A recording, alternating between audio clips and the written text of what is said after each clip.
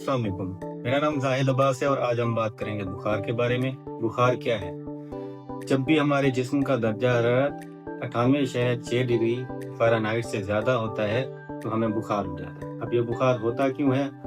بخار اس وجہ سے ہوتا ہے کہ جب بھی کوئی جراثیم ہمارے جسم میں داخل ہوتا ہے تو وہ انفیکشن کرا دیتا ہے ہمارے جسم میں۔ جب انفیکشن ہوتا ہے تو اس کے نتیجے میں ہمارے جسم کا امیون سسٹم، جس کو ہم اپنے جسم کا دفاعی نظام بھی کہہ سکتے ہیں، وہ ایکٹیو ہوتا ہے اور وہ جو ہے درجہ حرارت جسم کا بڑھا دیتا ہے اور اس کے ساتھ ساتھ ہی جراثیموں کو مارنا شروع کر دیتا ہے۔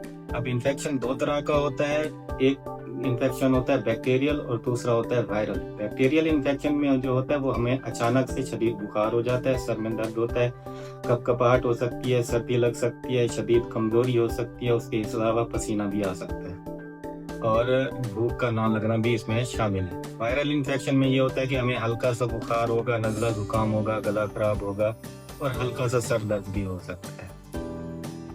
اب بڑوں میں جو ہے وہ زیادہ تر بخار 104 ڈگری فارنہائٹ سے زیادہ نہیں ہوتا، لیکن چھوٹوں میں، بچوں میں جو ہے وہ 108 ڈگری فارنہائٹ تک بھی چلا جاتا ہے۔ اس کی کیا وجہ ہے؟ اس کی وجہ یہ ہے کہ جو ہمارے جسم کا درجہ حرارت ہے وہ کنٹرول کرتا ہے ہمارا برین، دماغ۔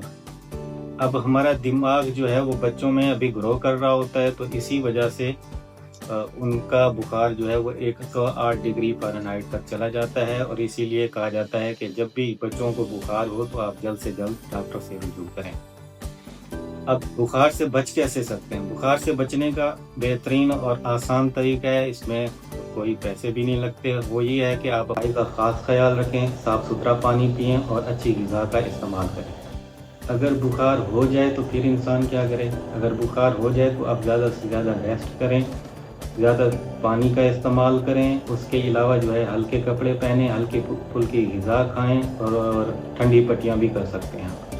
اگر بیکٹیریل انفیکشن ہوتا ہے تو کوشش کریں کہ سب سے پہلے ڈاکٹر سے رجوع کریں اور کبھی بھی کوئی بھی دوائی اپنی مرضی کے مطابق استعمال نہ کریں، ہمیشہ ڈاکٹر کے مشورے کے مطابق عمل کریں۔